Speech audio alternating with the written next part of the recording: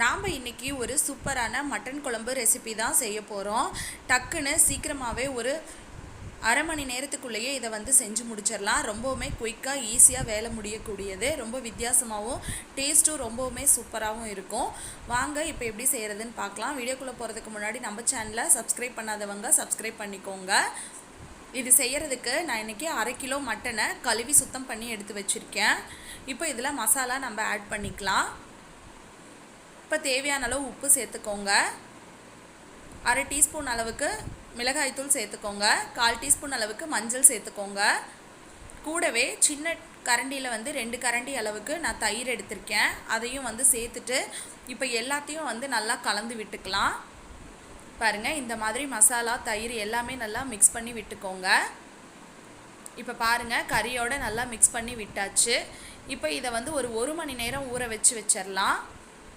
1 மணி நேரத்துக்கு அப்புறமா வந்து நம்ம குழம்பு செய்ய ஆரம்பிக்கலாம். இது அப்படியே ஊறட்டும். மூடி போட்டு மூடி வச்சிடலாம்.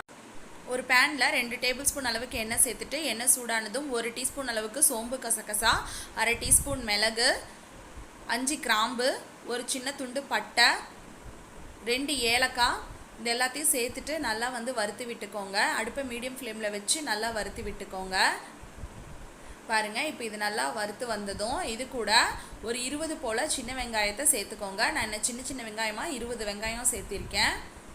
இப்போ இதையும் நல்லா வந்து வதக்கி விட்டுக்கலாம். வெங்காயம் ஓரளவுக்கு நல்லா வதங்கி வரட்டும்.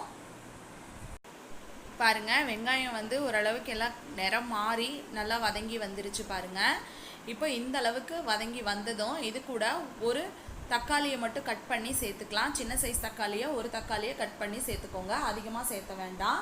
இப்போ இதையும் வந்து நல்லா வதக்கி விட்டுக்கோங்க. தக்காளி நல்லா மசிஞ்சு வரணும். பாருங்கள், இந்த மாதிரி நல்லா வந்து மசிச்சுட்டு நல்லா வதக்கி விட்டுக்கோங்க. இப்போ தக்காளி நல்லா மசிஞ்சிருச்சு. இப்போ இதை வந்து ஆஃப் பண்ணிவிட்டு இதை ஆற வச்சிடலாம். இது அப்படியே ஆறட்டும்.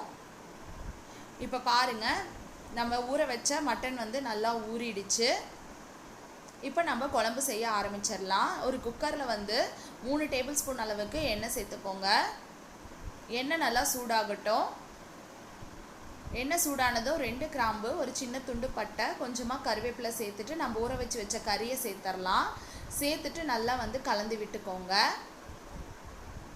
பாருங்கள், இப்போ இதை கலந்து கொடுத்தாச்சு.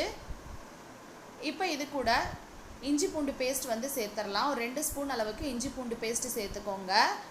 சேர்த்துட்டு இதையும் நல்லா கலந்து விட்டுக்கோங்க. இப்போ பார்த்தீங்கன்னாவே தெரியும், மட்டன் வந்து நல்லா தண்ணி விட்டு வருது பாருங்கள். இப்போ இதை ஒரு 2 நிமிஷம் போல் மூடி போட்டு மூடி வச்சு நல்லா வந்து வெந்து வரட்டும். அந்த தண்ணியெல்லாம் நல்லா வற்றி நல்லா சாஃப்டாக வெந்து வரட்டும். மூடி போட்டு மூடி வச்சிடலாம். மீடியம் ஃப்ளேமில் வச்சுக்கோங்க. இப்போ நம்ம வதக்குனதை மிக்ஸி ஜாரில் சேர்த்துட்டு கொஞ்சமாக தண்ணி சேர்த்து மைய பேஸ்ட்டாக அரைச்சி எடுத்துகிட்டு வந்துடலாம். பாருங்கள், இந்த அளவுக்கு வந்து மைய அரைச்சி எடுத்துகிட்டு வந்துடுங்க. இப்போ நமக்கு பேஸ்ட் வந்து நல்லா ரெடியாக இருக்குது. இது அப்படியே இருக்கட்டும். இப்போ வந்து நம்ம மட்டன் வெந்துருச்சான்னு பார்க்கலாம். கிட்டத்தட்ட இப்போ வந்து 3 நிமிஷத்துக்கு பக்கமாக ஆயிடுச்சு. இப்போ மட்டன் வந்து ஓரளவுக்கு வெந்துருச்சு பாருங்கள். இப்போ இந்த ஸ்டேஜில் வந்து நம்ம மசாலா சேர்த்திக்கலாம். நான் இன்றைக்கி 2 ஸ்பூன் அளவுக்கு மட்டன் மசாலா சேர்த்துக்கிறேன். 1 ஸ்பூன் அளவுக்கு மிளகாய்த்தூள் சேர்த்துக்கிறேன். நம்ம முன்னமே வந்து மிளகாய்த்தூள் 1/2 ஸ்பூன் சேர்த்துருக்கோம். நீங்கள் காரத்துக்கு தகுந்த மாதிரி சேர்த்துக்கோங்க. பாருங்கள், சேர்த்திட்டு இது ஒரு முறை நல்லா வந்து கலந்து விட்டுக்கோங்க.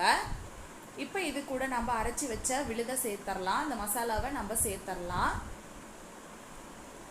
சேர்த்துட்டு இதுக்கு தேவையான அளவு தண்ணியும் வந்து நம்ம சேர்த்துடலாம். உங்களுக்கு எந்த அளவுக்கு கிரேவி தேவையோ அந்த அளவுக்கு நீங்கள் தண்ணி சேர்த்துக்கோங்க. நான் இன்றைக்கி 2 கப் அளவு தண்ணி சேர்த்துக்கிறேன். சேர்த்துட்டு ஒரு முறை நல்லா வந்து கலந்து விட்டுக்கலாம். பாருங்கள், மசாலா வாசனை ரொம்பவுமே சூப்பராக இருக்குது பாருங்கள். எல்லாமே அரைச்ச மசாலா தான். இப்போ கலந்து விட்டதுக்கு அப்புறமா இதுக்கு தேவையான அளவு உப்பு சேர்த்துக்கலாம். சேர்த்துட்டு இதை நல்லா கலந்து விட்டுக்கோங்க. பாருங்கள், இப்போ இது நல்லா வந்து கொதிச்சு வரட்டும். இப்போ இது கூட 1/2 டீஸ்பூன் அளவுக்கு கரம் மசாலா சேர்த்துக்கலாம். கரம் மசாலா சேர்த்து செய்யும்போது குழம்பு இன்னுமே நல்லா சூப்பராக டேஸ்ட்டாக இருக்கும்.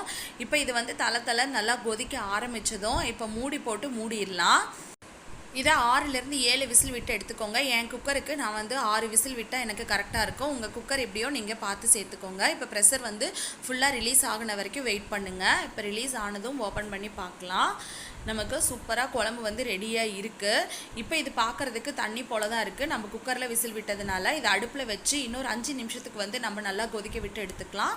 கிரேவி நல்லா திக்காகி வரும். இப்போ பார்த்தீங்கன்னா 5 நிமிஷமாக நல்லா கொதிச்சிட்ருக்கு மீடியம் ஃப்ளேமில். நல்லா திக்காயிடுச்சு. இப்போ கொஞ்சமாக கருவேப்பிலையும் கொஞ்சமாக கொத்தமல்லியும் சேர்த்துக்கலாம்.